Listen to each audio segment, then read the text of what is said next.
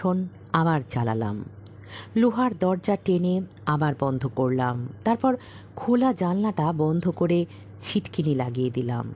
দেখি এবার কি হয়। ইতিমধ্যে হাসি থেমে গিয়েছিল। আমি বিছানায় এসে বসলাম। লণ্ঠন আর নিভল না।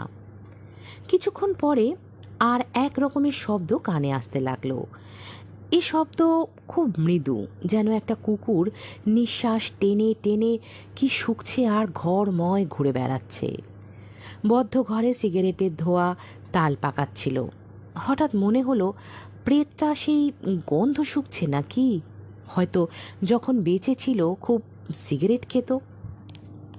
একটা অত্যন্ত দুষ্ট প্রকৃতির অতৃপ্ত ক্ষুধিত প্রেতাত্মা এখানে আছে সন্দেহ নেই, কিন্তু প্রেতাত্মাদের শরীর ধারণ করবার ক্ষমতা থাকলেও দৈহিক অনিষ্ট করবার ক্ষমতা বেশি নেই।